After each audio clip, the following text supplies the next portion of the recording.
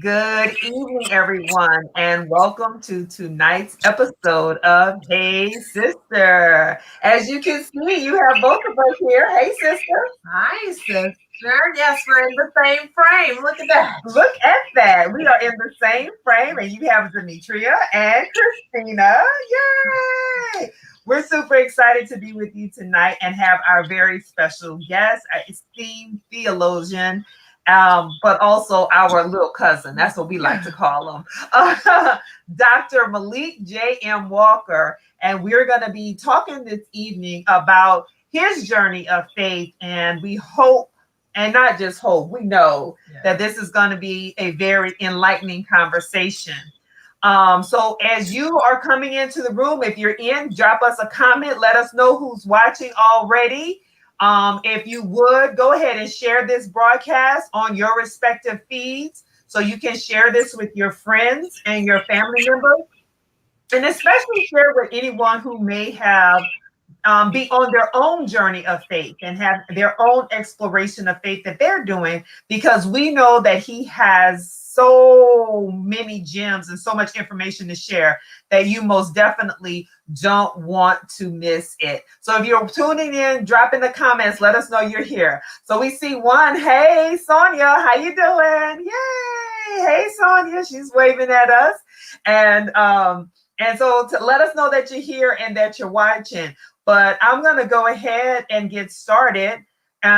We start in typical Hey Sister fashion with hot topics.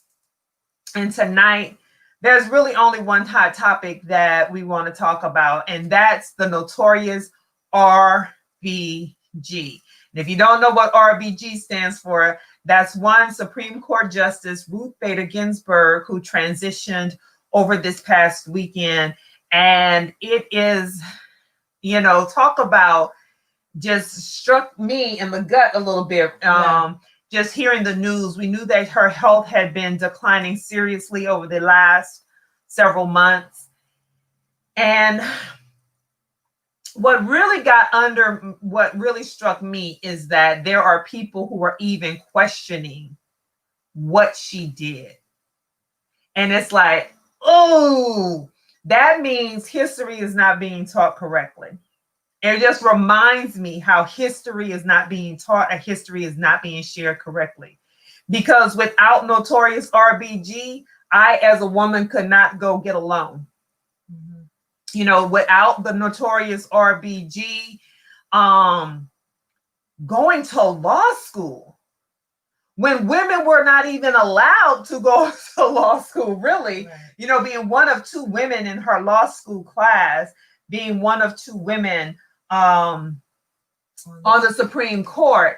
And even if there's a great documentary about her on Hulu, so you can learn more about her and the work she did when she was with the ACLU, while she was teaching law school, while she was being a mother and having her children and raising her children, and all the things that she was doing. And even the case that she won on the basis of sex, which the movie is based on, she was able to bring that case before the Supreme Court, because it was really about a man not having his rights, because he was taking care of his parent, his aging mother. Mm-hmm. And the way the laws were written, it was like only women could get the benefits, or the, whatever her Social Security benefits were. But he was a man. He should have been working, but, right. And not instead of taking care of his mother, who was elderly and infirm. It was astonishing. And that's the only reason why they were able to take that case to the Supreme Court and win. And it was like to give this man these rights, because they said, oh, only women should be taking care of elderly family members. It was insane. Anyway, if you don't know about notorious RBG, you need to know. Sister, what say you? So I'll say, like you, I was very struck by the news.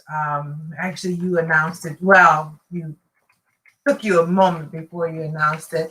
And I think it's fitting for the conversation that we are going to have tonight, because I'm not going to lie, I was like, God, what is going on? Let's talk about this one. I feel like you had other choices you could have made. And just feeling like, because I had, knowing how sick she was, I had already said to myself, I felt like January 21st, she would pass. And of course, obviously it happened much sooner. Like you said, I mean, even the Lilly Ledbetter Act that President Obama paid equity act that he signed, or bill that he signed, even that came out of her work. And so being someone who works in the tech industry where, my company has been very transparent about the differences in pay, because, we have someone who is a Black woman who is our chief diversity officer, which again, without somebody like RBG would not be in that position, but to be able to say, you can't fix what you won't address. And so we won't fix pay equity if we won't talk about it. Something I just read the other day on the internet, on LinkedIn, a young lady was saying that she found out that her coworker was getting paid $10,000 more than her. And not only did he help her, he gave her that information, but then he helped her shape her argument for getting the increase, and she got it. But had he not even been willing enough to have that conversation, and so few people, men particularly, are willing to say that, yes, we do the same job or we have the same title, and I get paid more. So that's why we need more people like Notorious RBG out here in the world. So I would say the one thing that when I like I said, when I said to my dad, kind of like, oh, all the good people are going, then I was like, wait, not all the good people. Let me slow down. But one thing he said to me is, there are good people who are transitioning, who are leaving to make room for new good people to emerge. And so I have to believe that, as scripture goes, well done, thy good and faithful servant. I definitely think RBG earned her stripes and her place in heaven and or wherever. And we are very grateful for the work that she's done here on earth. So all I can say is thank you, and you'll be sorely missed. Mm-hmm. Yes. So you're in Brooklyn, right? That's the home of the reason she got this moniker, Notorious RBGs, because her home, as well as the home of the Notorious BIG. Mm-hmm. And so what's happening? What are folks in Brooklyn saying about this transition? Have you heard? What's the word on the street? Yeah. Probably the wrong person to ask that to, but being married to a lawyer, I mean, as soon as the announcement came, it was just, I was in the room with my son, and all of a sudden I hear, what? And then all of a sudden, it was like phone calls, all the lawyer friends start calling. It's like, did you know? Oh my God. It's like, it's like, at first I was like, oh, somebody's mom died. It's like, well, somebody's mom actually did die. It was her, RBG. And, so I think that there was a lot of shock, but I mean, with some of the conversations that I've had with folks around here, people were worried about her health for a while. And it's like, everybody was just like, just hold on. And especially at this crucial moment, I think there's the shock is the timing more than anything. And also, for me, it's astonishment. I mean, with all of the things that she struggled with, recently with her health, but all the path that she's walked for so long. I mean, it's like, there's a lot of heavy burdens, and I think that she can finally lay down her burdens. But I mean, knowing her, she's working in the great beyond too. It's like, yo, guys, come on, let's get this going. Yes, and I envisioned that as well. And I envisioned she and John Lewis and CT Vivian and many others before them who have transitioned this year. They're like, wake up, y'all.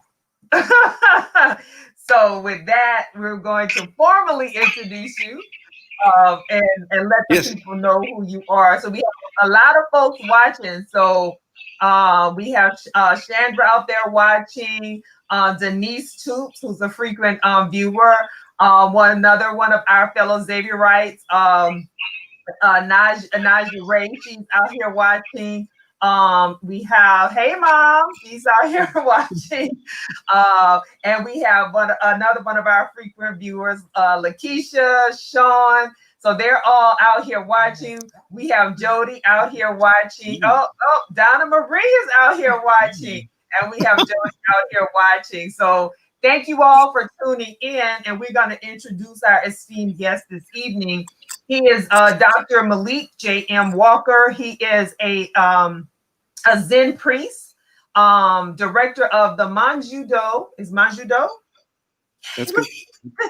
Manjudo Zen Fellowship in Brooklyn, and the president of the Northeast Zen Association. He has his doctorate degree in systematic theology from Fordham University.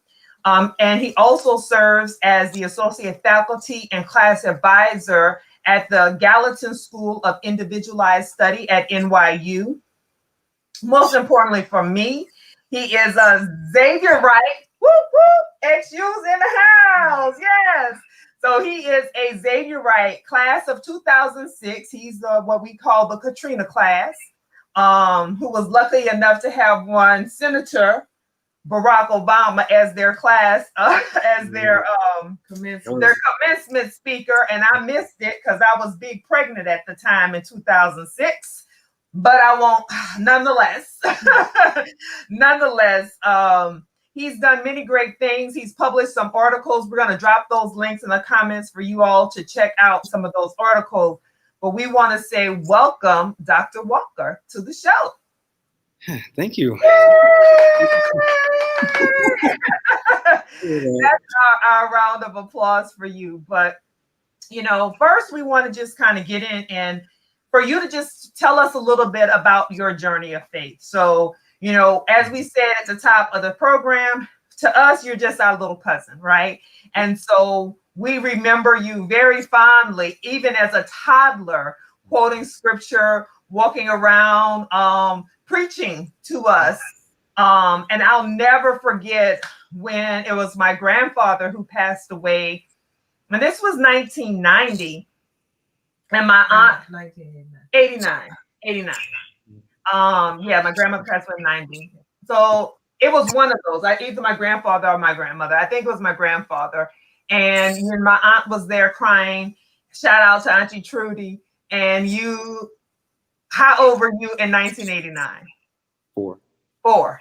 At 4 years old, you were like, why are you crying? He's gone to a better place.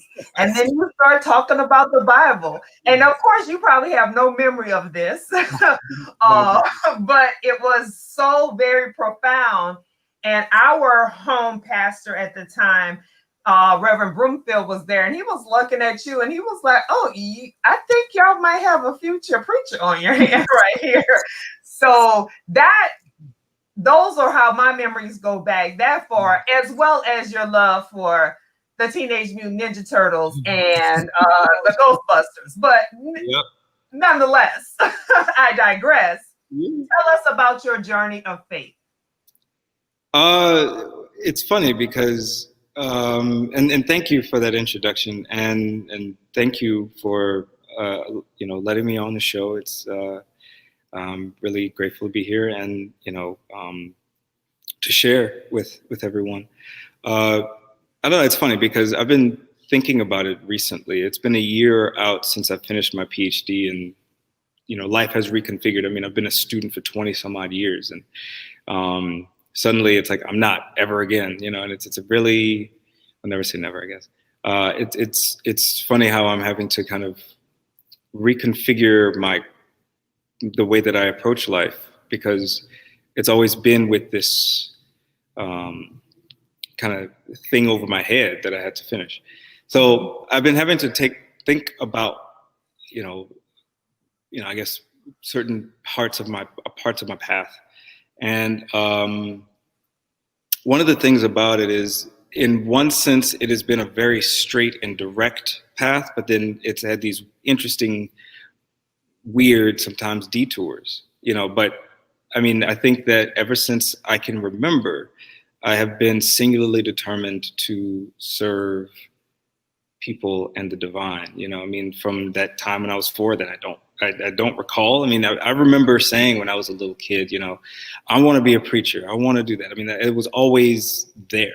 There might have been some moments like as a adolescent or as a teenager where that was kind of the farthest thing from my mind, but not really, not for very long. You know, it's always been that. And I'll give kind of the brief version of this. You know, I mean, I think one of the things, and this is a shout out to my mom. I mean, when I was very, very young, my mother was a young mother, you know, and at one point, I think she found religion, and she was probably has been, and you know, throughout and continues to be, the largest influence in how I've pursued. I mean, you know, and I'll get to a little bit of why later, but I think, she found, you know, religion, and she found this particular church that we went to from the time I can remember when I was very, very young. It was a church founded by seminarians and their moms, you know, so you had on one side the really intensive, like, Bible study. I mean, I first learned Greek terminology, how to use a concordance, and a lot of the kind of baseline theological concepts really, really young, because you had these seminarians that started this church.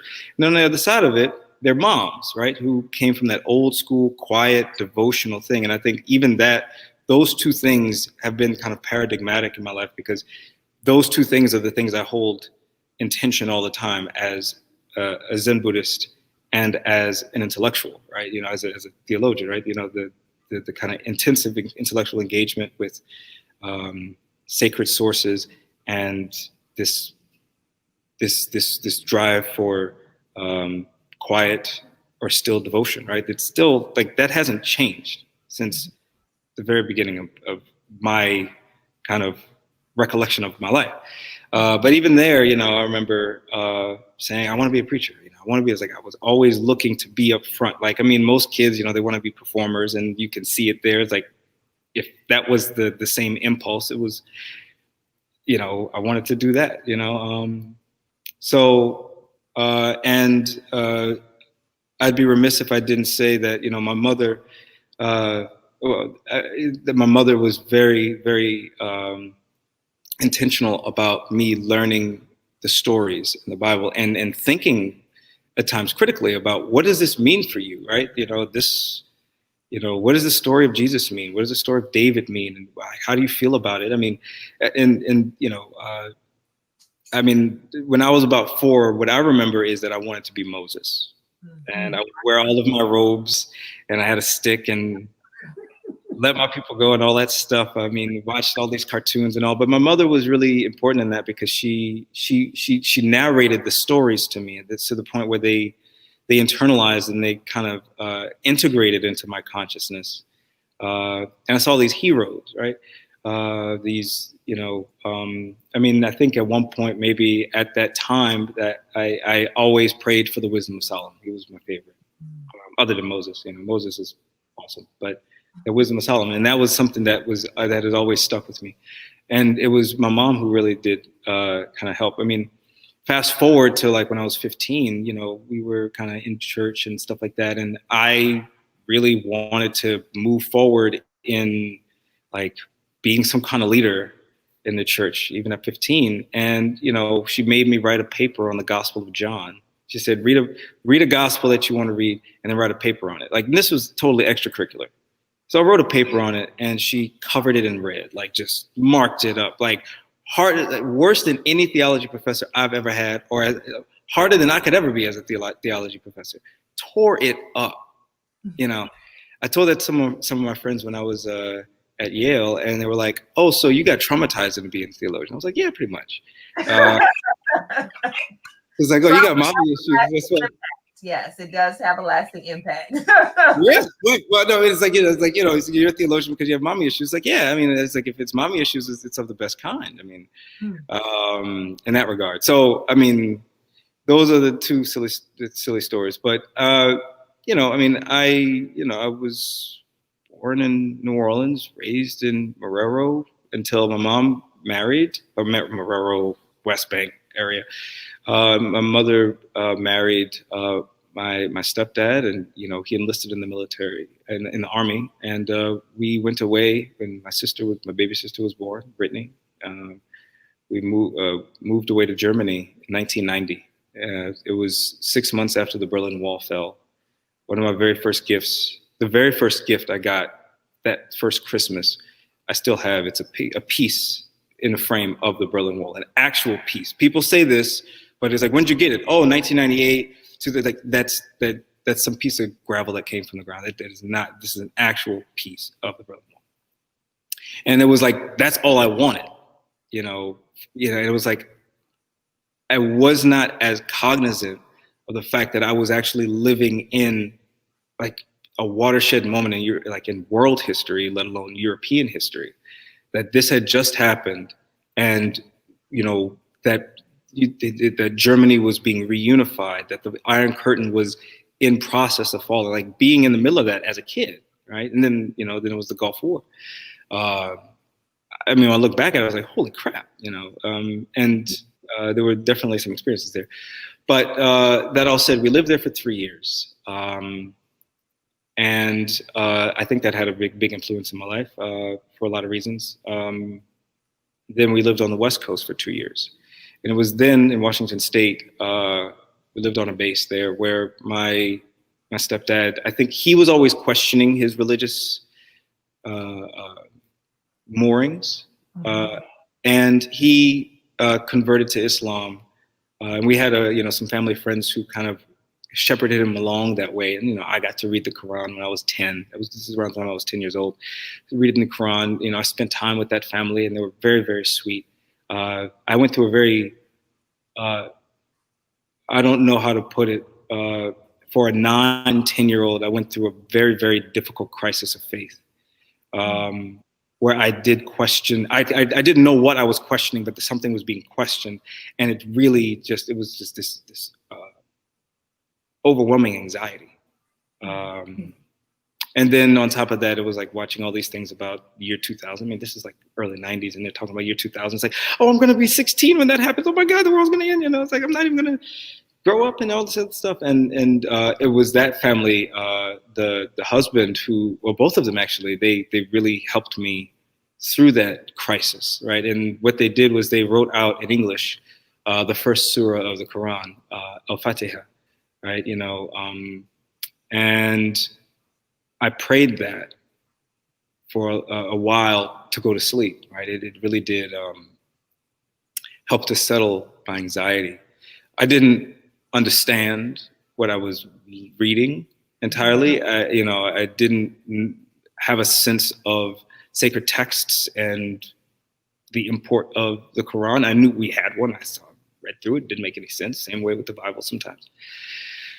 But that definitely did set in motion certain things. When I was about 11 or 12, we moved back to Louisiana, and having had that, after having that exposure, made friends with Muslims in middle school, and started going to a mosque. I did everything, did the prayers, went to madrasa where they tried to teach me Arabic. I'm left-handed. They hate left-handed people. So that didn't work out too well. And then at one point, it's like I'm going to the mosque and I'm going to church. Weekends are just packed. And at a certain point, I got sick and tired of, being messed with because I wasn't memorizing the Quran fast enough, or because I'm not writing with my right hand. And I was like, this is for the birds.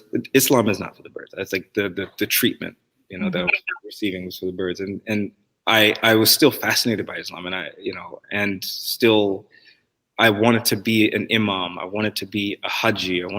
I had dreams about going and walking around the Kaaba and, washing in the wells of Zamzam and all that stuff. And like just intensely devout for a few years in my late adolescence, early teens, late tweens and early teens. But it just became too much, holding on to, being Christian in a Christian culture and having to, it was too much. And I ended up kind of leaning more toward Christianity in high school. And at that point, I was already memorizing large parts of the Bible. I mean, my mother, we'd gotten reconnected to that church that we started at. I was baptized when I was 15 there. I really kind of pursued understanding, what it meant to be a preacher. And at a certain point, I hated the politics of it. At one point, we started going to a mega church and like seeing this cloud of people with the bishop and this and that and the other. And it's like, that's just foolishness to me, and there was other issues with that mega church and all. And one of the most distinctive memories I have when it came to all of that was writing up a catechism, for the church, because nobody could ask or answer basic questions about the faith. And that's when I realized I want to be a theologian, not a minister. Mm-hmm. I want that same devotion. I want that same intellectual thing, but I want to be able to ask the question. I want to be able to push people. I want to be able to have them understand. I want to teach. I don't want to be up front every Sunday preaching. I mean, I can do it. I had stage fright then. No, I don't. But I want to be in front. I want to be in the classroom, and I want people to understand their faith and understand why that's important. And so around 16, 17 is when I decided I was either going to be a Marine Corps drill instructor or I was going to be a theologian. Mm. And I went the theologian route because when I went to Xavier, some folks, I graduated from high school with a very, very low GPA, and some folks, the theology department, the professors there, I think I was the only theology major in my incoming class out of 900 some odd students. Most everybody was pre-med or pre-farm. Mm-hmm. But they saw something and they supported me a lot. And that's the one thing I will say, a lot of people felt like they were lost in college. I didn't. I felt very, very clear-headed. I knew from the time I was 17 years old, and I remember standing in the quad talking to my theology professor at the time. I said, "He said, so you have a PhD in theology?" He's like, "Yeah." It's like, "Does that make you a theologian?" He was like, "Yeah, I want to do that." It was like, "Well, you have to do a lot. It's a lot to go through." And I was like, "I can do it. That's what I want to do." Mm-hmm. And they said, "Okay, you want to do it? We're going to push you to the limit, and we're going to make sure." That's what I did, ultimately. But as I said, Xavier definitely did that. And then I came back to Xavier and I taught some of the classes that I skipped. Those classes, the courses that I skipped a lot, I had to teach, and I was like, "Oh crap! It's like karma's a bitch." So, and I don't mean to be jumping around, but so in college, I decided. In college, one of the things that I really struggled with is like, okay, I want to be a theologian, but I still have this thing. I want to serve God. I want to serve the divine. I want to serve communities. I want to give myself fully to them. I don't like the way that these preachers are doing it around here. Maybe I should become a Catholic priest. I was a virgin at the time, so I didn't know what I was missing. And I really pursued it for a long time. I spent time with the Jesuits, lots of time with the Jesuits and with the Order of Preachers, the Dominicans, going to retreats, praying with them, reading the books, all that stuff. And then it's like, I remember one of the vocations directors for the Jesuits said, Malik would make an amazing priest, make a great priest, but he has to convert to Catholicism. It's like, I was like, oh yeah, that's right. So at the end of college, I made a deal with myself. I said, okay, I don't know if this is the right route, but I'm open. And if I'm going to be a priest, I'm going to be a priest. And so I have to be Catholic first. So I converted. So Easter 2006, I was, what's the word? Welcomed into the Roman Catholic Church. At the same time, this is where it gets weird. From the time, okay. We're not even. So, I know I don't want to take too long here. I want to. I want to get to your questions now. Good question too. Things are starting to converge, so it's going to move a lot faster. But at the same time, when I was 18 years old, I met the first Black Buddhist I ever met in my life. I was like, wait, they got Black people that are Buddhists? He was like, yeah. You know, but y'all don't pray to God. You don't believe in Jesus? Like, no, I'm a Buddhist. I pray to Buddha. I don't pray to Jesus. And he's like, wait, Black people do that? You know. And I mean, I was already fascinated by this stuff. Ninja Turtles was like a big thing. I wanted to be Master Splinter. Everybody wanted to, you know, fight and all. I wanted to be Master Splinter, and I wanted to meditate and all that stuff. So that was already there, like since I was young. And when I've met this Black person who's Buddhist, I was like, okay. And when I was discerning priesthood, I mean, I even discerned being a monk in the mountains at a Trappist monk, you know. And when I was at this monastery in Colorado, I met a Zen Buddhist monk, and he taught me how to sit in the Zen posture for meditation. And he, you know, we were best friends. He's actually an Episcopalian priest in Maine now, or New Hampshire. But he told me about what it was like to be a Zen monk in Japan. I was, you know, so being Catholic and practicing Zen were kind of on the same path. I would go to high Latin Mass after going to Zazen at the Zen temple. Like, you know, the two places were right next door, and I would just go from one to the other. So they were coterminous with one another for a long time. I converted to Catholicism. I was a Zen practitioner, you know, from that time, anyways, you know, and went to Yale Divinity School. It's a seminary, entered a non-sectarian seminary, taking all these courses. I was a theology concentration doing my master's. I led meditation groups there while being an intern at the Catholic parish. At a certain point, there came this moment where I realized, especially in Northeast and in Connecticut, Catholic equals white. And there was something about that just always, there was always something uncomfortable. New Orleans, you know, was the place of the Black Catholic movement. So there was something there. That's not the way it is at the rest of the United States, let alone the world. You know, maybe in Chicago, maybe in DC, but not elsewhere. And, you know, I have theologian friends, Black theologian friends, very few of us. They say that, you know, the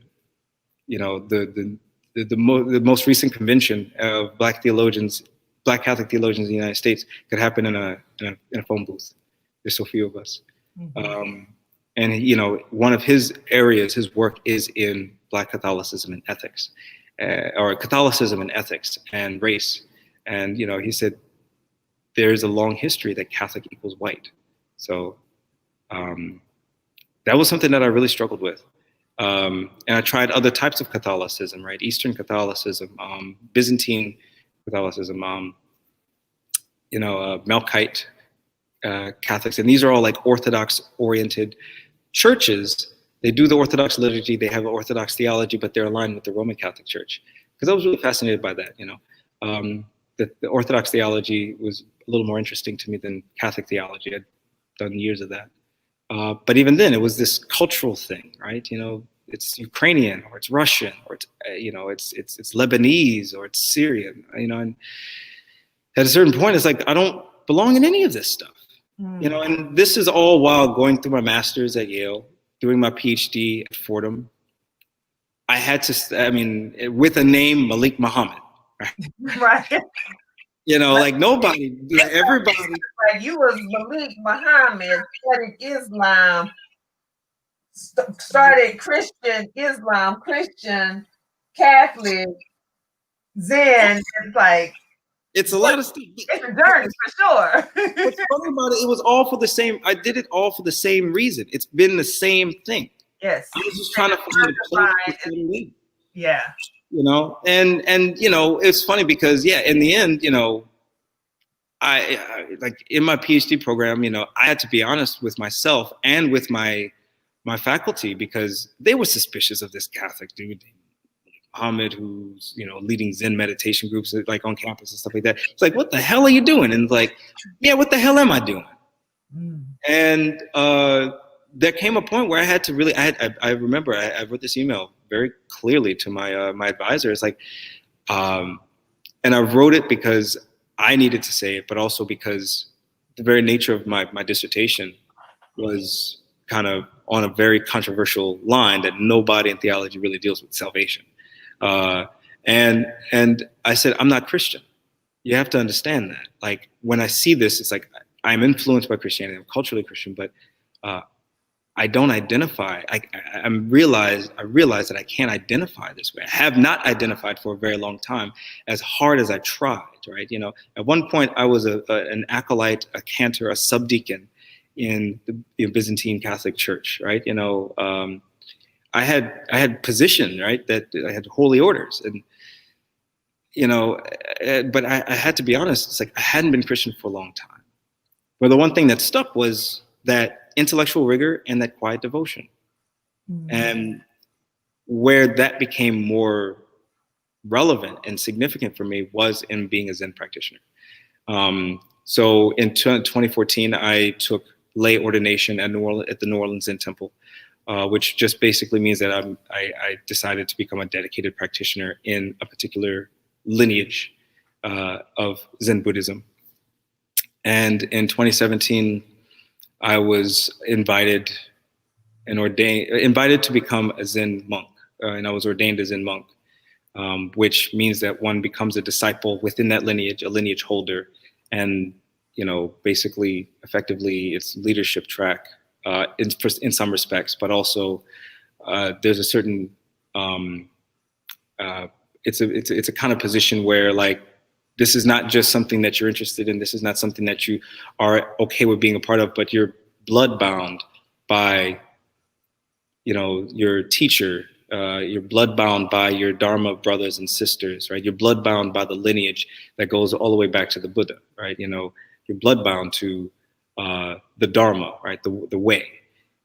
You know, there are a lot of things about Zen. I mean, I'm this Black guy who goes to all of these meetings, you know, these citywide meetings for Buddhist Council and everything like that. I'm the only Black monk in the state of New York. Wow. And so nobody, like, I walk in there and it's like, you know, he's in the karate? It's like, no, he's actually, you know, he's a Zen monk, you know, he's a Buddhist, you know. And it's funny, I go into these predominantly Asian and white kind of situations and they do not know what to do with me. And it's like, good, reckon with this, you know. It's you know, I think Zen in particular has been very life-giving, and I think all the places I've been have given me life, made my life, created a lot of how I understand. So that's the short version. 37 minutes in, that's the short version, folks. So we know that there's more. We have some good questions to ask, but oh, we got some comments in here. So one of our watchers tonight, she was a guest, and she has a book called about Sister Nadine's Ways. But she said, "You're not Christian, Sister Nadine Simmons just dropped her tambourine." LOL. But you know how we do, right? First time seeing a Black monk as well. We have a wow. And then the question is, are you supposed to say curse words being a monk? Yeah. Well, there is no supposed to or not. I mean, you know, the whole thing about Zen and the path is kind of, you know, opening up to what is naturally arising, what is naturally unconscious and automatic. It doesn't mean to, and that doesn't necessarily mean to be random or impulsive, but it does, you know, mean that, you know, like right and wrong or good and bad are not necessarily the most reliable categories. So yeah, I mean, we, like, right before we started the broadcast, I asked, you know, Kitty, and I was like, hey, so they don't know who that person is. Oh, Demetria. Sorry, like, so I'm a little cousin. You kidding me? You know? I asked Demetria, like, you know, so can I, you know, it's like, what's the rules on cursing here? It's like, if it fits, it's like, cool. You know, and I think that's like, you know, when it comes to walking the Eightfold Path, you know, it's like, it's about what fits, what is right for that moment. And sometimes compassion, for example, might be a fist to the face, not necessarily helping an old lady cross the street. Sometimes you need to drop an F-bomb. may need to go here. Well, but it's a warrior religion, right? People are preparing to in a martial way. Some people are preparing to walk the warrior way, the way of the fist. But it also means knowing that compassion can be translated in different ways. That communication can be effective in different ways. It's like I'm not dropping F-bombs and everything like that all the time, but sometimes you just got to say it. Yeah. Well, I know one of the questions. Go, since I'm gonna let you go ahead, because I'm still because I got all kind of memories. Go ahead, you go. Oh, I have all kind of memories too, but I want to get to the conversation today. Yeah. So I think you've already kind of explained to us a little bit about what it is to be a Buddhist monk, but could you just elaborate what is a Buddhist monk and what is a Zen priest? Maybe not elaborate too much because we got like 50 no. This one's an easy one. So so every person that takes ordination is a monk or takes monastic ordination. So I am a monk. Priest is more of a function. So I lead a community. I'm autonomous. I'm responsible for my own community. And in that respect, I am a priest. If I was at a monastery or in a temple where I am kind of underneath the abbot and the head teacher and all, then functionally I'm a monk, right? So when I go down to do, my training and things like that, I am monk. Here, because I run my own community, I'm a priest. But every priest has a monk in their heart, so to speak. That's what they always say. So it's an interchangeable term. Okay. So we got some comments. So someone was like, I'm down, wave the fist. I'm here for the F-bomb. Sometimes you just have to say it, warrior way. And then this is a question: as a monk, can you marry? And so we know that you are married. You are a husband. You are a father. And so it was interesting because you mentioned how you started out as a priest, a Catholic priest, is that right? Mm-hmm. You were like, I was a virgin at the time, so I didn't know I was missing, so I was going to be as a Catholic priest, but they have a different view of marriage. And so even that transition, tell us about marriage and your marriage to a woman who was raised Hindu, if I'm not mistaken. Correct. So tell us about that. Okay. Yeah. So first and foremost, when it comes to marriage, clerical marriage, as it's called, generally Zen priests, Zen monks can marry in the Buddhist world. We don't subscribe, we don't hold to the particular strict guidelines that are generally monastic guidelines of celibacy and all. Most places do, but that was because of an imperial edict 200 years ago. So we are free to marry. And, a lot of times if you go to Japan, most of the temples there, it's like, oh yeah, my grandfather ran it, my dad ran it, I run it, and that, my child's going to run it when I die too. It's a kind of a family business in some respects. So we Zen Buddhists, particularly of Japanese extraction, can marry. Most Buddhist monks you're going to meet from other traditions or sects don't. That's not, that it's just how it shook out. So I kind of got best of both worlds, being a priest and having a family, which sometimes is very chaotic, but it works. But in terms of my own marriage, I met my wife 10 years ago.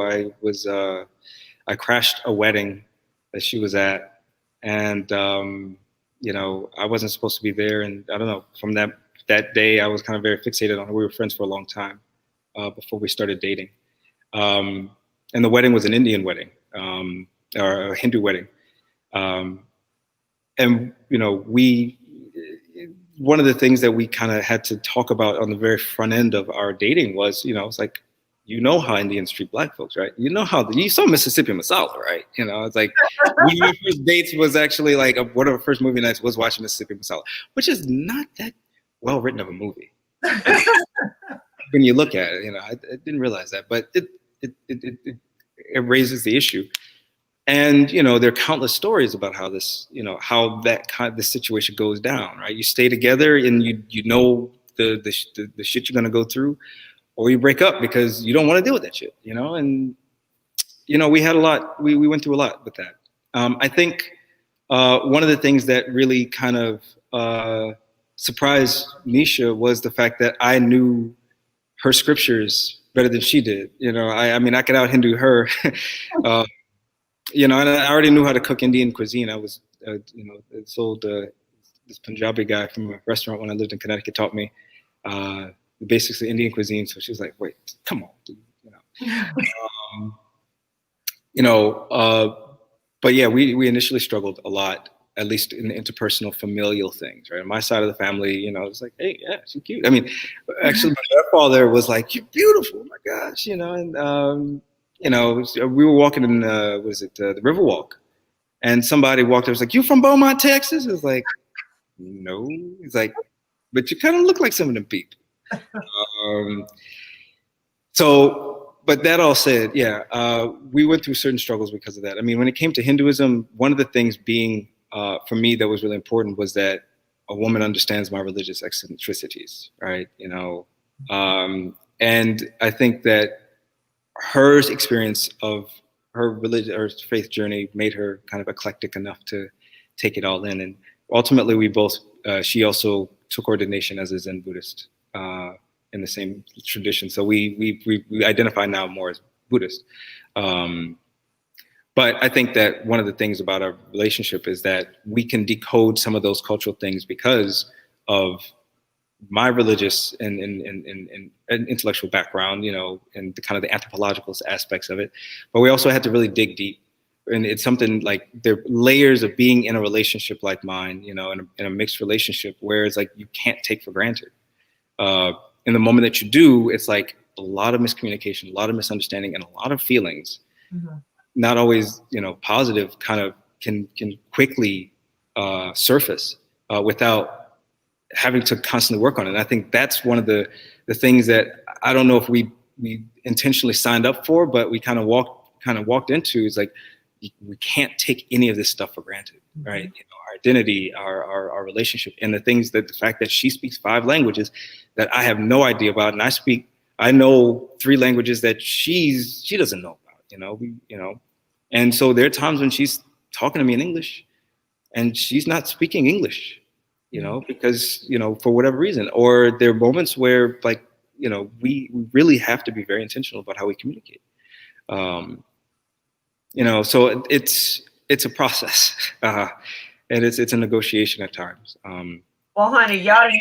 Sometimes we don't even understand what the hell we're talking about. Well, it have to be from some of y'all folks out there who married. Y'all can drop down in the comments. Y'all didn't have to be from no different faiths for that to be the experience. It's a constant negotiation. Sometimes not speaking the same language. Anybody that's married out there, y'all drop down in the comments if y'all agree with that, because I sure would like to hear. One question that we did have come up was, did you take a vow of silence at all? Now, as you've seen in this whole thing, I like to talk. So no, we weren't allowed to, but we have to observe silence when we're doing specific training sessions. So in my monastic training, yes, we don't take a vow of silence, but observing silence is very, very important. And it's not so much about silence, but about quietude, right? Cultivating quietude. If you need to negotiate, you need to talk, you need to do the things you need to do in those kinds of intensive situations. But do you do it with quietude, or with a quietness of self and spirit and body, or is it something else? So I wouldn't say I never had to take a vow of silence, but I definitely find that I have a deeper devotion and dedication to quietude, and the kind of the centering of myself being in that cultivation of quietude.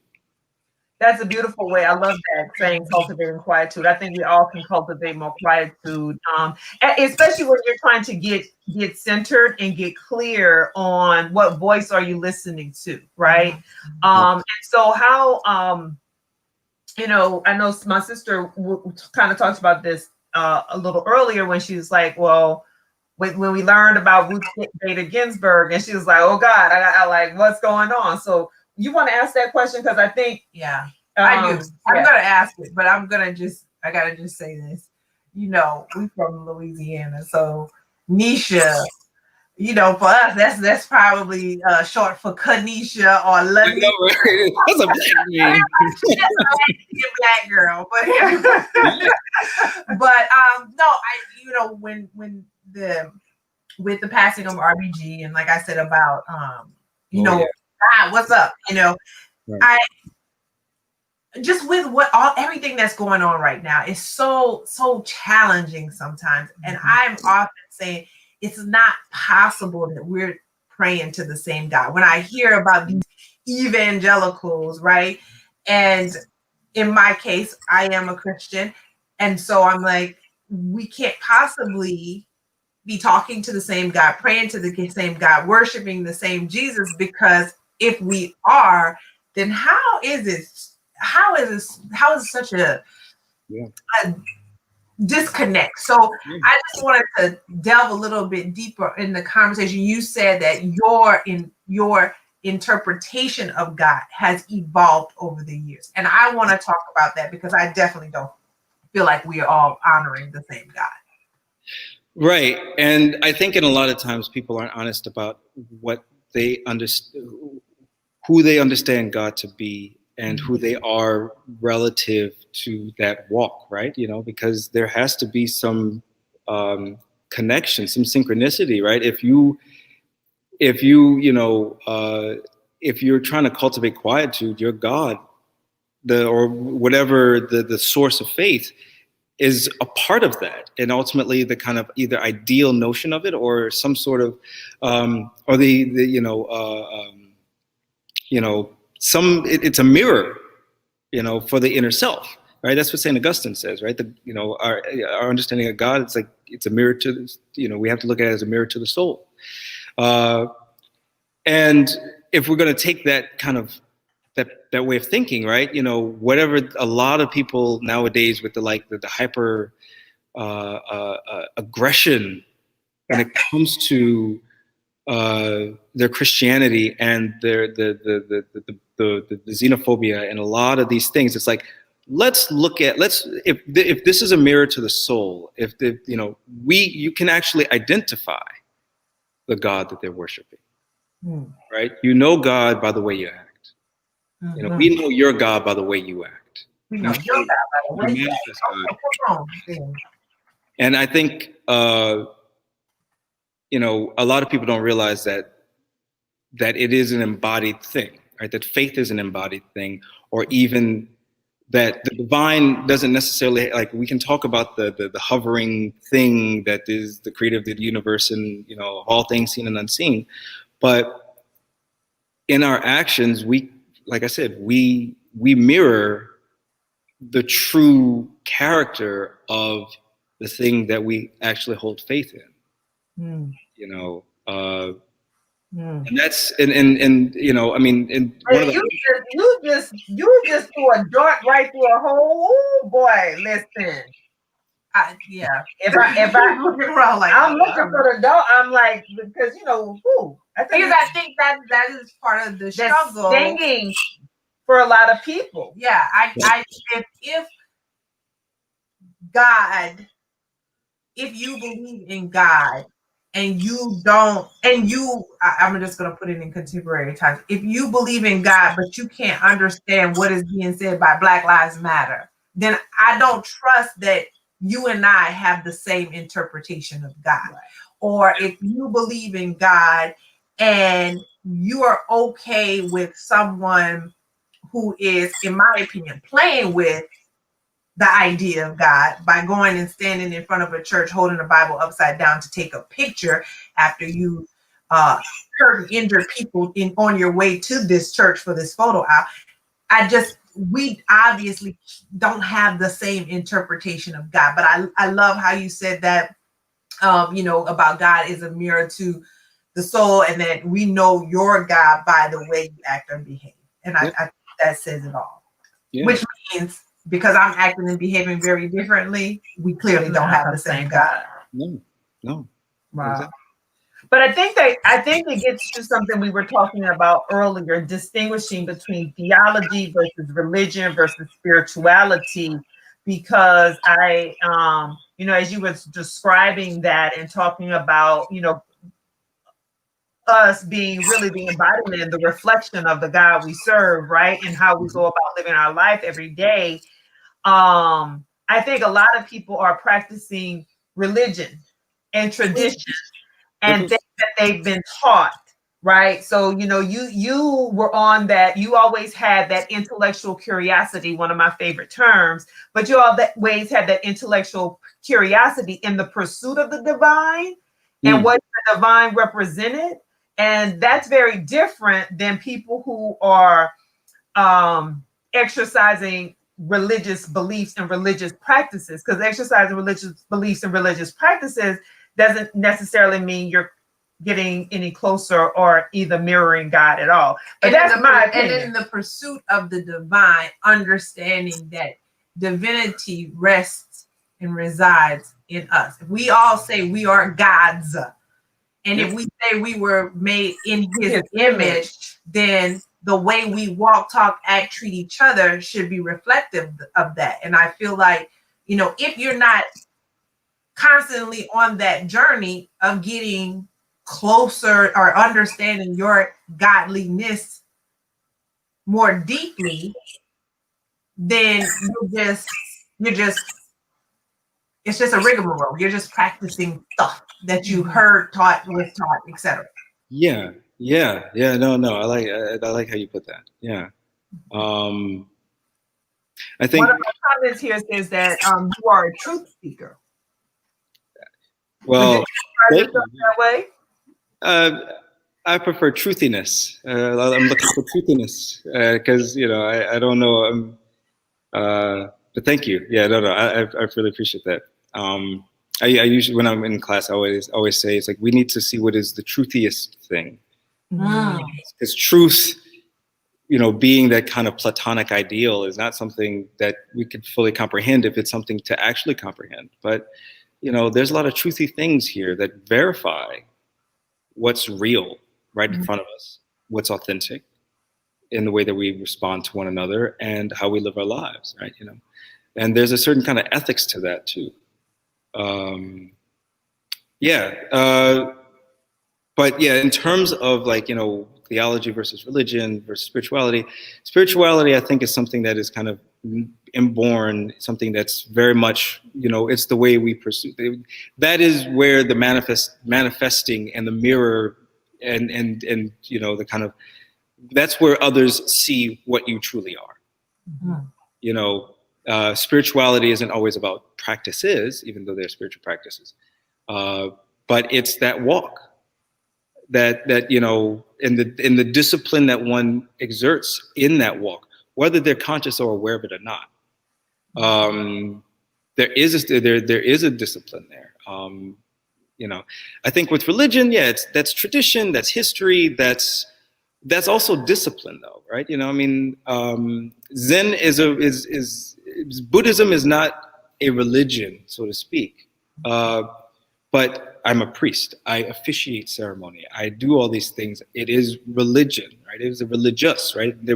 Even these practices are meant to discipline the space, the bodies in the space, right? So long as we're able to kind of fully invest in the practices and what we do. We walk a certain way into the room, right? This is to help, actually, especially in a pandemic, with social distancing. You're supposed to walk a certain way into the room. You're supposed to walk a certain way out. You're supposed to bow and respect the room, respect others, respect the space, that kind of thing. Respect yourself. The discipline of religion can be very useful and very helpful in training the body so that the mind can be fully open.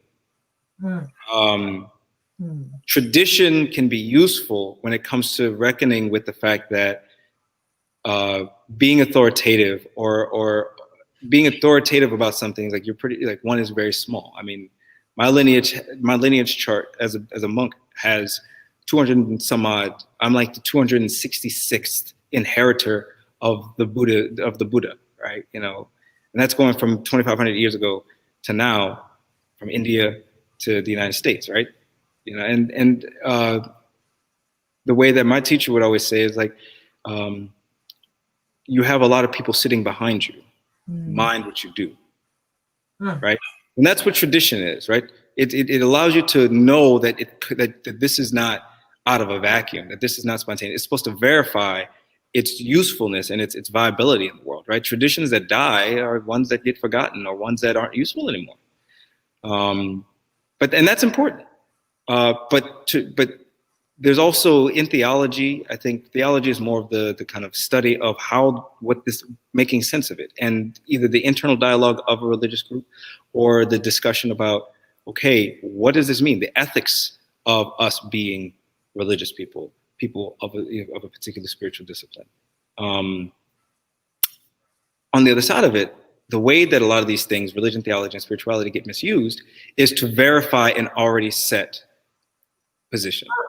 Apologetics, to verify or to bias experiences to a set way of thinking that might be either antiquated or maybe unethical, or at least questionably ethical.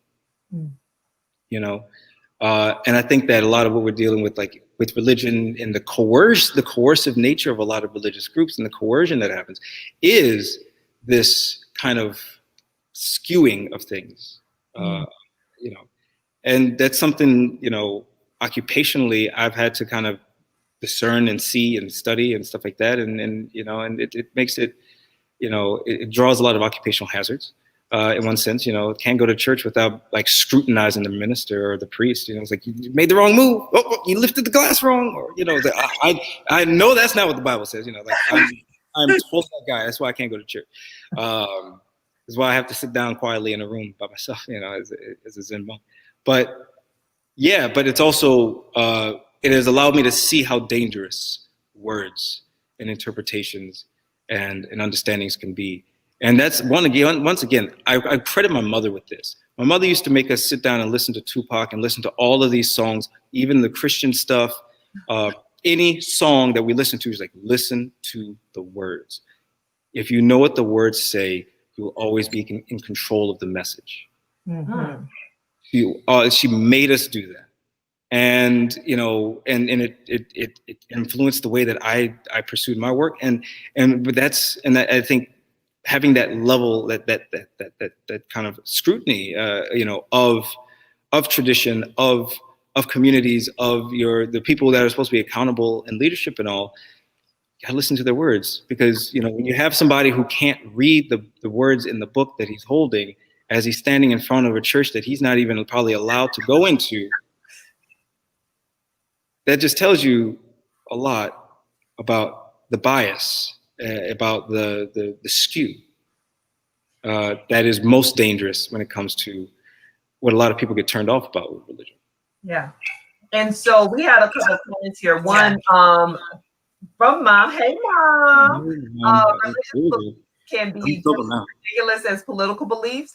They're not based on beliefs. They're based on following and it was supposed to be following a party, not beliefs, not thinking on your own. So she challenged you, like you said, she challenged that intellectual curiosity to think on your own.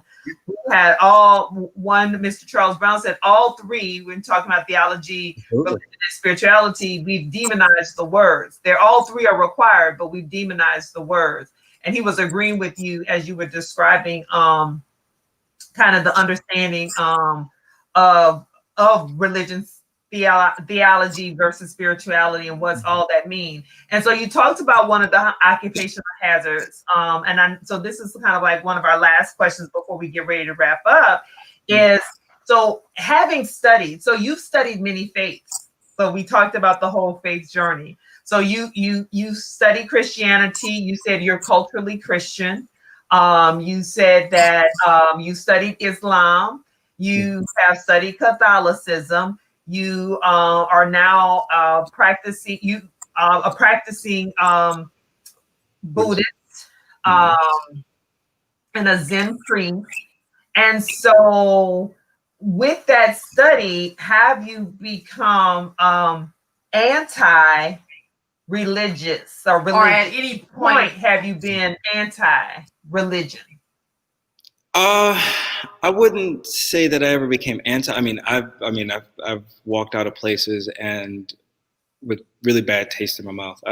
I've dealt with, some very, very painful encounters in all of the, in religious communities, in all these iterations, in one sense or another, and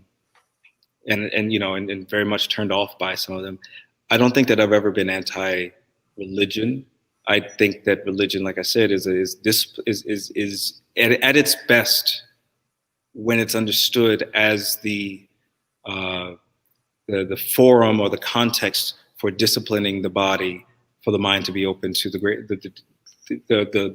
larger mysteries that we have to contend with as beings, as creatures, as creative beings.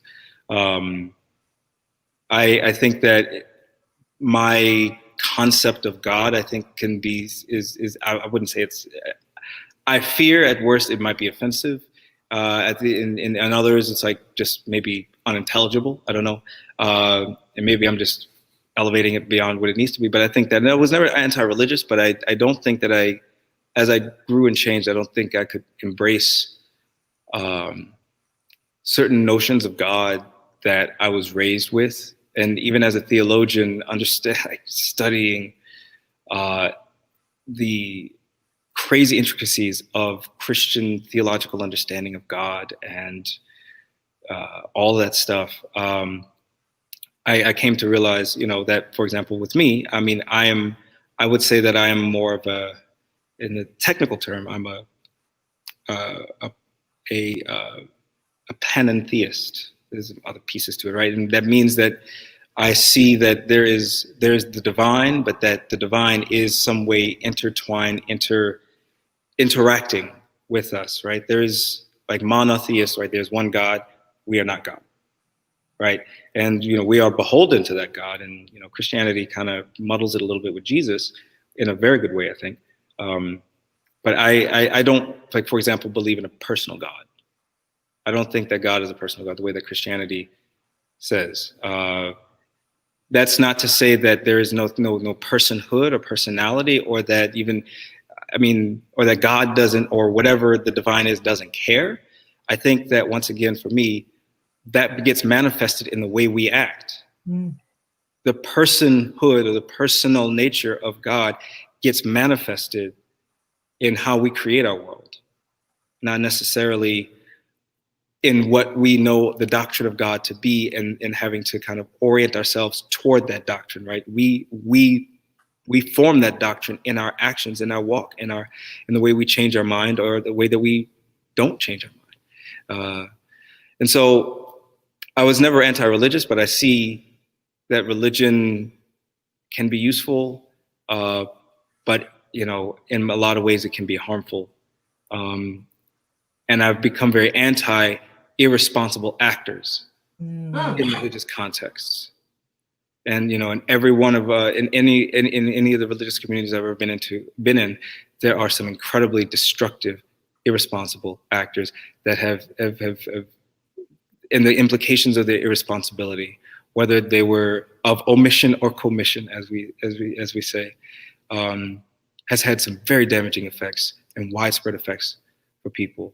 And that's something that, for me, I am very anti that, because that manifests a different kind of thing that is not, it's unjust, and it's not, it is something that we have to be vigilant about. All right. Well, you said a mouthful there. We got a couple comments here, and then if mom says she is anti-religion, we got another comment here that says to be anti-religion is to create a new religion, the Church of Anti-Religious Belief. Interesting. Right, non-denominational, not like it goes on and on. Let's make it happen. Let's do it. But I love this, anti-irresponsible actors in religious practice. What you said, people who take that the traditions and who take the teachings actually to serve self over the divine, because as you said, it's in how we act and we behave and how we treat others. So in the service of self over the service of the divine, that I don't get. Well, sometimes it's also illiteracy. Some people don't know, like there you have people who are leaders in their religion and actually don't know what they're reading.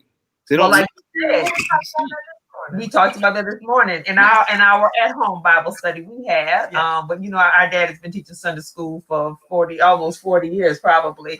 But like you said, if you know what the words say, you will always be in control of the message. And that's what many people do. They know what the words say. They control what the message is. Because as we said earlier, some people, you know, to seek out for themselves, some people are challenged by that. So they just take whatever, because it's easier to take what you tell me and operate that way than it is for me to seek it for myself. Because if I seek it for myself, I might be conflicted. And if I'm conflicted, that means I got to do some more work.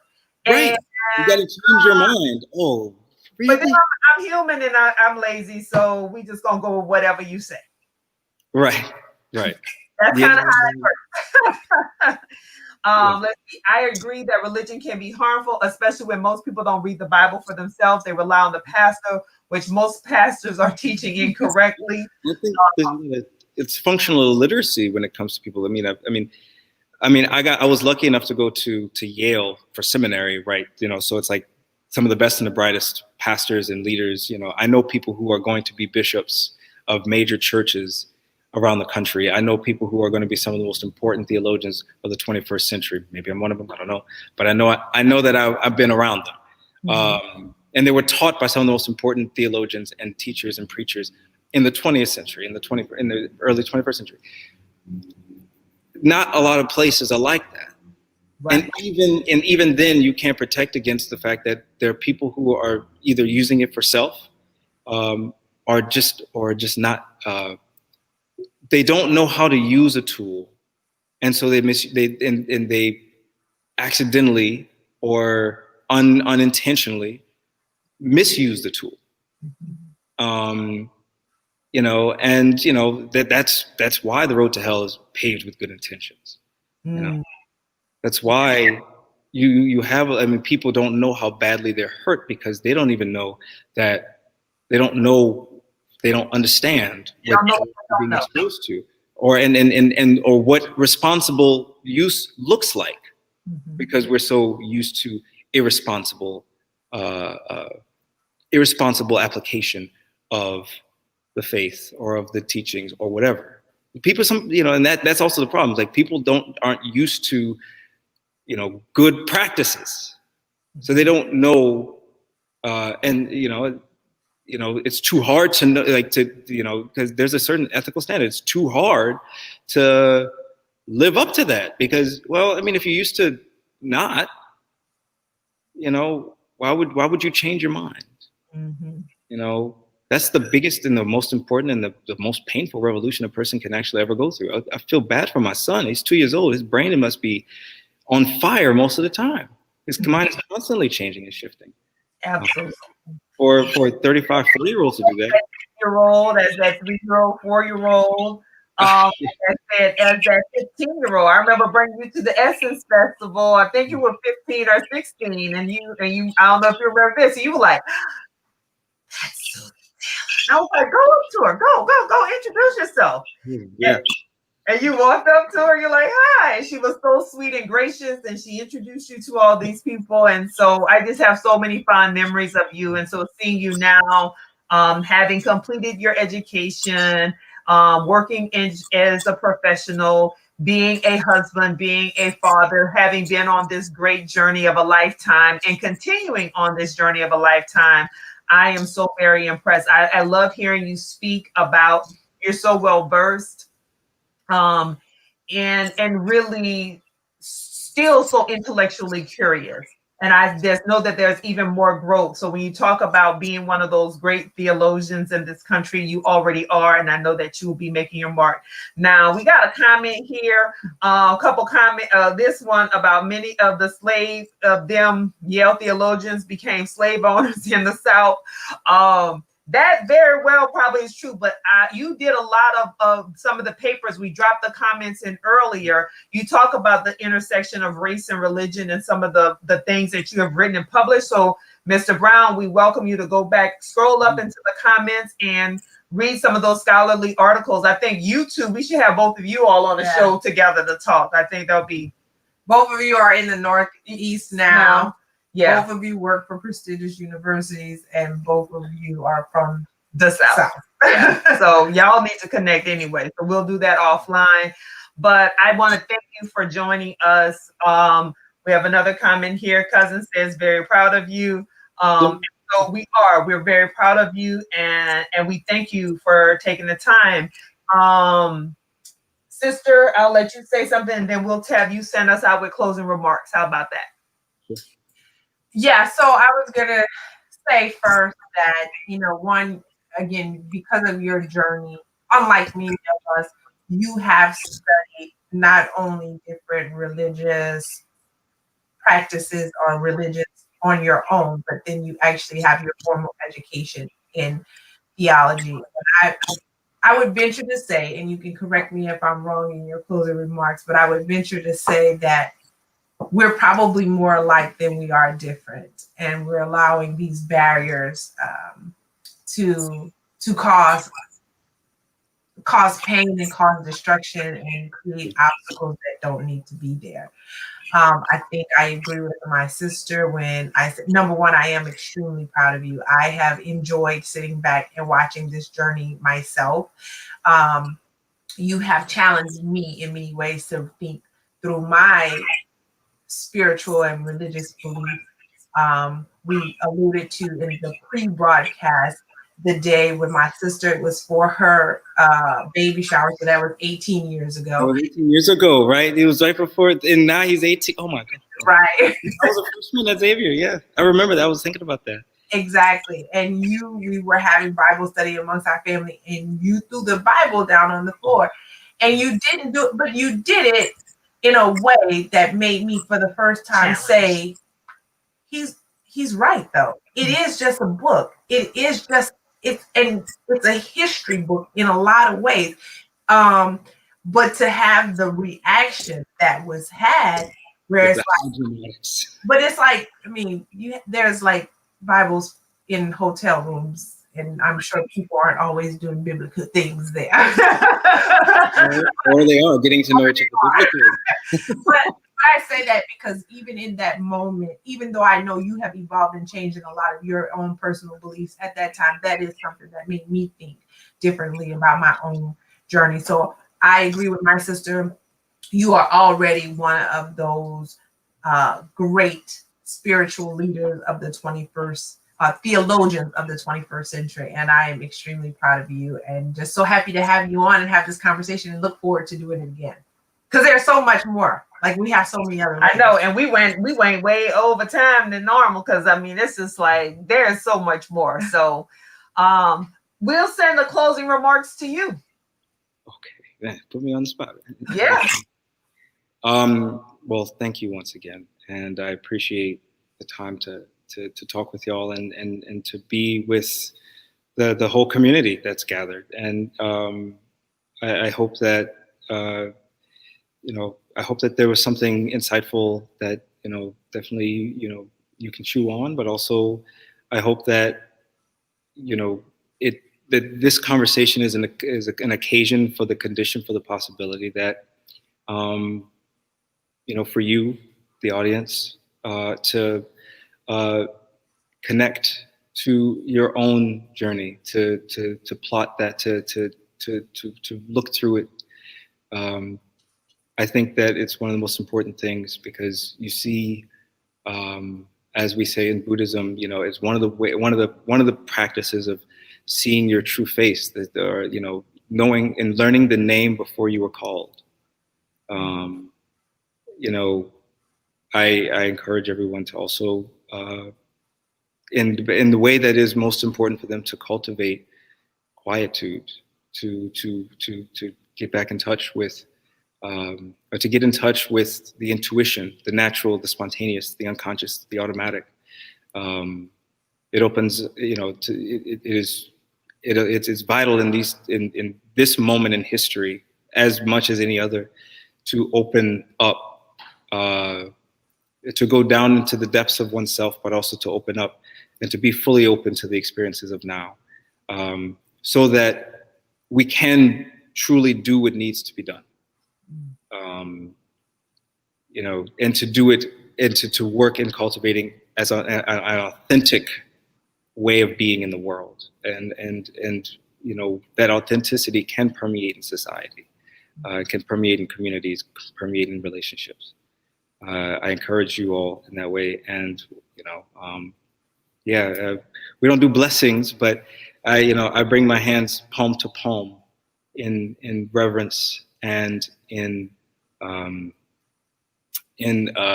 friendship to all of you, and to you, my cousins, who I've looked up to for all these years, and it's just great to be with you. So we say gasho, namaste, namaskar, as Hey. and I bow to you and the divine in you. Yes. And with that, folks, we're signing off for Hey Sister, Hold the Line, Malik, and everybody else. We're saying good night. Bye.